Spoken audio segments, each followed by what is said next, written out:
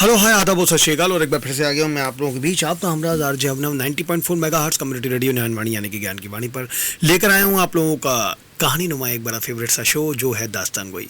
आज दोबारा से एक नई कहानी आप लोगों के बीच में लेकर आया हूँ जो कि लिखी है जैनेंद्र जी ने। कहानी है कुछ उलझन। शुरुआत करता हूँ। शाम लो मैं बम्बई आ गया। आज मुझे यहाँ चौथा रोज़ है। तुम शायद समझते होगे मैं लिखूँगा कि बम्बई मुझे नरक मालूम होता है, और ऐसा नहीं है। नरक की कोई बात नहीं है। आदमी बेचारा है और लाखों की तादाद में इकट्ठा हो जाने पर भी उसमें सामर्थ्य नहीं है कि वो अपने मन के बाहर कहीं नरक पैदा कर सके। तुमने कहा था मैं बम्बई रहूं, वहाँ जो भागा भागी और आपाधापी मची हुई है उसके स्पर्श में पड़ूं। तुम जानते थे कि मुझ में योग्यता है, तब प्रमाद भी, और शायद तुम्हें भरोसा था कि चारों ओर स्पर्धा के दबाव में पड़कर प्रमाद उड़ जाएगा और मेरे भीतर की योग्यता निखर उठेगी। मैं नहीं जानता प्रमाद मुझ में कितना है। अगर वो है तो फिर अगाध है और अकारण नहीं है। खैर, वो होगा। अब यहाँ की व्यग्र जीवन के आवर्त चक्रों में तो यद्यपि मैं नहीं गया हूँ, फिर भी उस जीवन के प्रवाह में उतर चला हूँ। उस धारा के बीच में अपने को स्थिर रखने में कठिनाई मुझे होती नहीं लगती है। शाम मैं अपने जंगल में रहता था। वहाँ कुछ मैं ही थोड़ी था। घास थी, पौधे थे, पेड़ थे, पक्षी थे। इन सब के बीच मैंने अपने को कभी अकेला नहीं पाया। फिर क्यों और कैसा ये तुम्हारा आग्रह है कि मैं जंगल में संकुल में रहूं, मैं इस बम्बई में रहूं?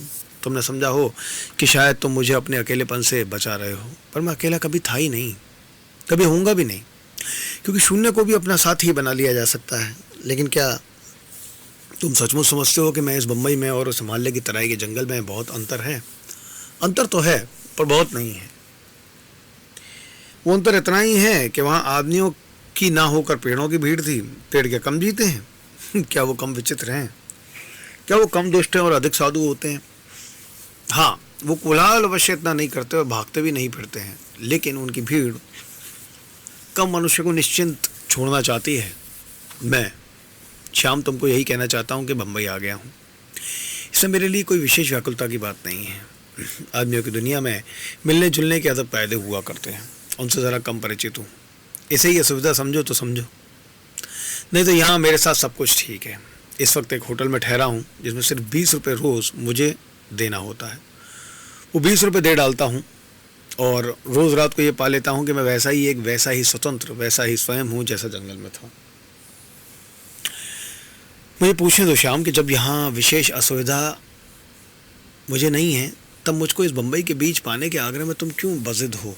मैं मानता हूँ कि तुम ऐसे बहुत पैसे वाले भी नहीं हो, तो तुमने क्यों हठपूर्वक मेरे पल्ले 5,000 रुपये बांध दिए कि मैं बम्बई जाकर उन्हें खर्च कर डालूँ?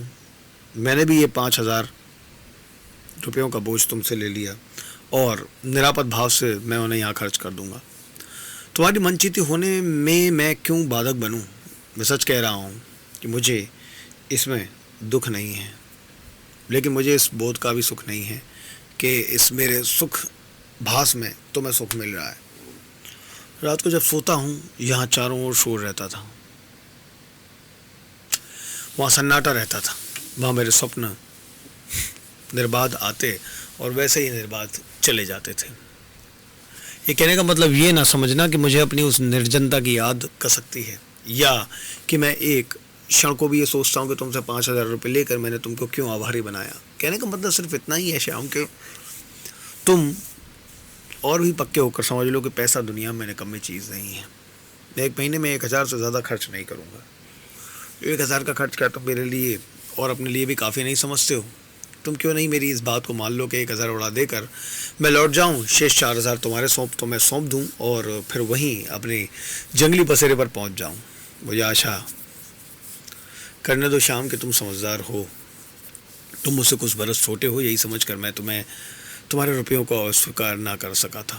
यही देखकर मैंने तुम्हारी बात नहीं तोड़ी। मैं तुम्हारे लिए और भी ज़्यादा कर सकता हूँ। अगर तुम्हारे पास कुल 50,000 रुपया हो और वो सब भी तुम मुझ पर लौटा देने के लिए देना चाहो तो मैं ले लूँगा और लौटा डालूँगा। दान पुण्य में नहीं, मात्र अपने पर लौटा डालूँगा। लेकिन इस ढंग से मुझ द्वारा मिली हुई तुम्हारी तृप्ति तुम्हारी अपनी ही तृप्ति नहीं बनेगी। इसलिए एक हद तक वैसा ही संतोष मैं तुम्हें मिलने देना चाहता हूँ।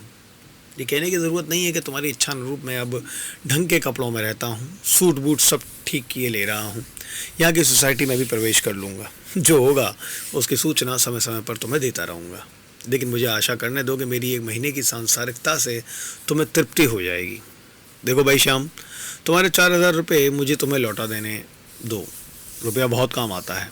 एक यही उस रुपये की चरितार्थता नहीं है कि वो मुझ पर खर्च हो। मैं उसके योग्य नहीं हूँ, वो भी शायद मेरे योग्य नहीं है। इसलिए तो तुम देखते हो कि अगर मैं उसकी परवाह नहीं करता तो उसी को मेरी कब परवाह है। हाँ, कल वर्मा मिला था, याद आया, वही अपना वर्मा।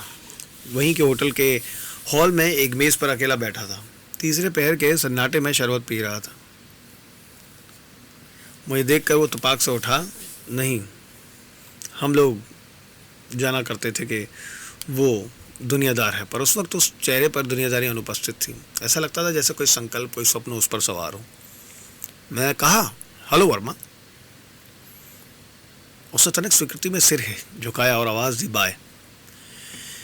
बाय के आ जाने पर उसने मेरी तरफ देखकर कहा, क्या शरबत? या मैंने कहा नहीं, कुछ नहीं। उसने सिर घुमाकर कह दिया, बॉय, 1 गिलास शरबत, केवड़ा। हाँ, ब्लडी केवड़ा। इतना कहकर वो फिर से अपने शरबत के गिलास में लग गया। श्याम, वो उस वक्त हमारा पुराना वर्मा न था। भला कभी वो इतना बंद, इतना बितवाक, इतना गुमसुम हो सकता था? क्या वो उन पुराने दिनों में सदा ही खिलकर बिखर पड़ने को उद्यत ना रहा करता था? लेकिन मेज़ मज़े हम जिससे लेते हैं उससे भला दे क्या सकेंगे? और मैं आपसे तो मैं लेता ही हूँ, छुटपन से लेता आया हूँ। स्फूर्ति ली है, जिसे खर्चता हूँ उतनी बढ़ती भी है। जिसे खर्चता हूँ उतनी बढ़ती है। तब इतनी दया करेंगे, अब रुपयों की बात ही ना करें। वह लीला को क्या आपने देखा है? शायद मुझे कहना चाहिए श्रीमती लीला। वो तब चली गई थी जब आप यहाँ थे। पर नाम से तो जानते ही हैं, लेकिन शायद ये ना जानते होंगे कि वो आपको खूब जानती है। मैंने जब कहा कि आप बम्बई जा रहे हैं तब वो मेरी तरफ देखती रह गई।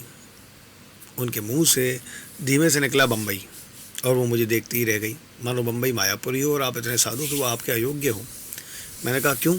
उनके बम्बई जाने पर ऐसी हैरत क्या है?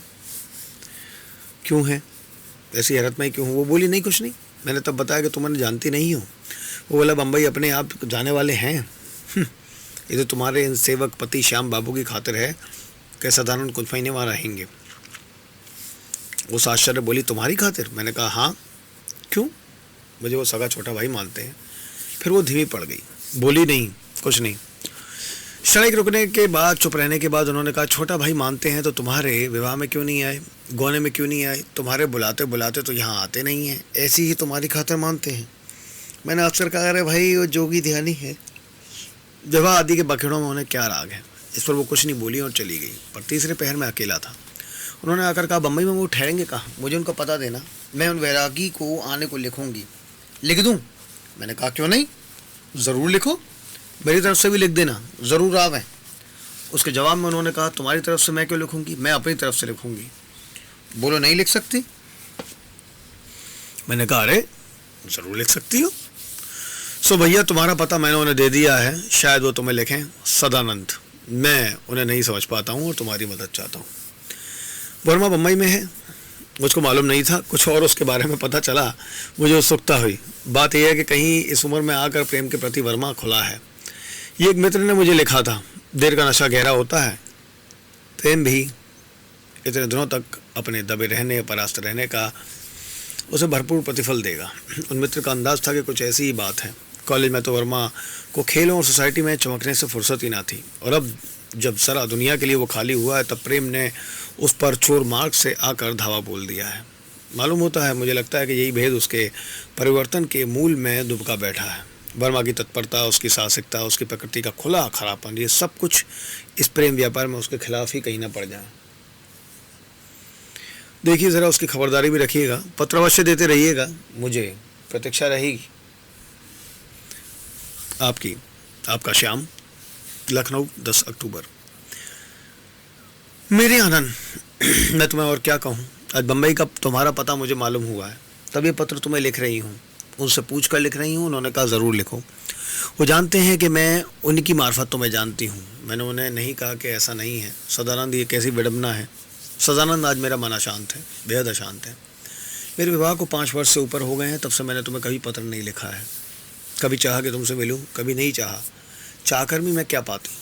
मैं चाहती थी, जानती थी कि तुम नहीं आओगे। मैं ये भी जानती थी कि तुमको नहीं आना चाहिए। पत्र लिखती तो तुम क्या उसका उत्तर देने वाले थे? क्या इस पत्र का भी तुम उत्तर दोगे? और मुझे इससे दुख नहीं है। इस ज्ञान में मुझे सुख है कि तुम दूर रहते हो, अप्राप्य रहते हो।